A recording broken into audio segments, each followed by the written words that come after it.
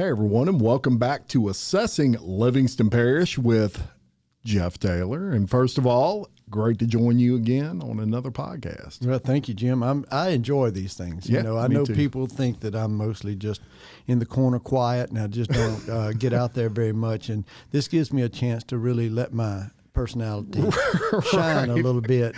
Yeah, because you are quiet behind the scenes. I am. I stay over there in the corner. Most people don't even know I'm in the room for 30 or 40 seconds, and then I'm in the room. There you go. Well, I guess we can start it off talking about a building addition that you have at the Delmas Taylor Assessor's office. Tell me about that. Well, we've been trying to work on it for a little while and kind of running out a little bit of room. We don't have a lot of storage, and so we had a storage building built on the side.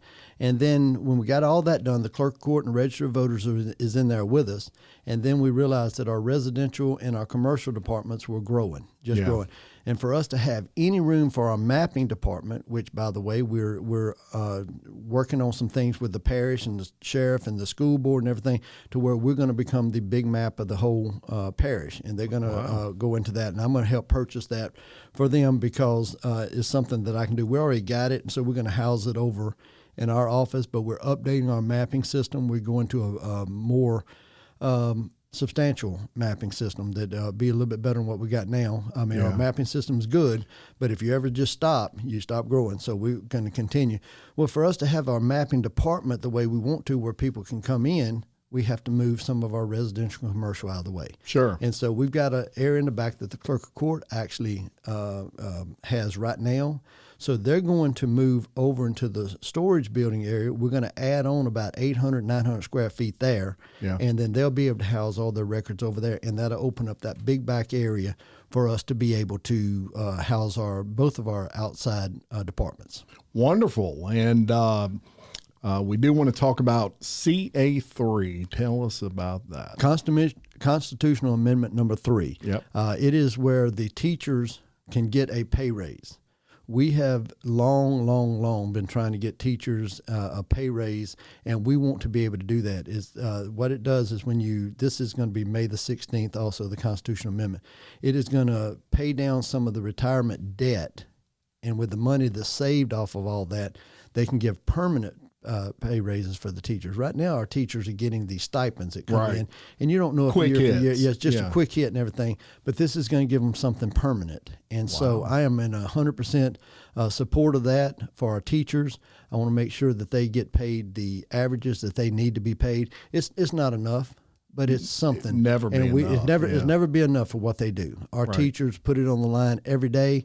They're out there. They're giving the information our kids need, and we teach them at home. They teach them at school, and it's just something that is needed for the pay to keep us competitive in our state and in our parish. And so I'm out there trying to help people understand the Constitutional Amendment number 3, and this is a good thing for our teachers, and it gives them a pay raise. And so I told the governor that I would support this when he asked, because they're really pushing this. Yeah. And so I told him I would definitely support it because I believe in our teachers. Yeah, and that's going to be on the May 16th ballot? Yes, it's going to be on the May 16th ballot. That's when the next real elections come through. You're going to have judge. It's the primary races with the judge and the senator and the congressman and things like that. So all of it will be there. We're expecting a large turnout, so we need people to show up for that. Wonderful. And we do want to mention your golf tournaments occurring April 10th. Yes, I got a golf tournament coming up April the 10th, and it's going to be a little fun little event. We get out there and have a lot of people get out there and come in and play. We'll have lunch at about 11:30 to about 1 o'clock. So the way it works out is in the morning, we will have what we call the Yahoos come out and play. That's the ones that like to go out and have fun, and you cheat on every hole. Yeah, and if you're not cheating, if you're not cheating, you're really not out there playing. Right. But we're going to have food served on basically every hole, and a lot of people play. And then in the afternoon, we have what we call the real classic, and it's going to be PGA rules, and it's stuff that me and you will never play in because they said I couldn't move my ball and I couldn't cheat. I said, well, I'm out if I can't do either one of those. So I'm that kind of golfer that likes to hack. Yeah. I'm your weekend hacker, but some of these guys are coming out there, and they're really serious about this tournament. And, it's PGA for them. It's PGA. And so what I'm looking forward to, and I've told some of them, I'm going to get me a chair. I'm going to find a shade tree, and I'm going to sit on one of the holes. And when the last group passes, I'm going to go to another hole, just like you do at a PGA, because we've got some really, really, really good golfers coming in. We got a couple teams that are one handicap. Each one of the players is one handicap. So that means that they're going to make some shots coming in there. Oh, yeah. And so I'm looking forward to it. It's going to be a lot of fun, but it's going to be April the 10th out at Carter Plantation, and we're looking forward to it. Carter Plantation. Hard to beat that course. Yes. Beautiful course out there. Yeah. Anything else you want to cover? Well, we just, we get into that time of year. We getting all of our numbers and everything together. We got to have them finished by the end of April, middle part of May. And so we will be able to start reaching out to our districts to tell them what growth we've had this year, and then we will get the numbers from the legislative auditor and tell us what their millages can be adjusted down to, and then they got to have all their meetings and everything. So that's the time of year we're in right now. It is the same for the last 25 years. It's like clockwork, but we've got it down to a science to where we know exactly what we've got to do, and we keep going. We're trying to get the notices out a little bit earlier this year. Every year we try to get them out a little bit earlier. I also talked to some legislators this year about the possibility of why do we have to wait till August 15th through the 31st to have our open book period. Why can't we go ahead and get our numbers in there? Because used to, it was because you had to physically go into the courthouse and you had to do all these things. Now it's all computer generated. Yeah. We do our work, we put it in the computer. We can get it a lot faster. Sure. So we can get those out.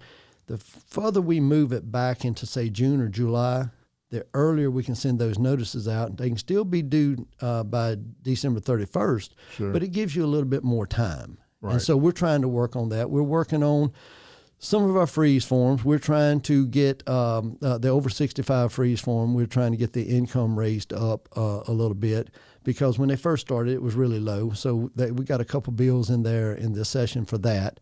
So we're working on little things like that, things that people don't even pay attention to.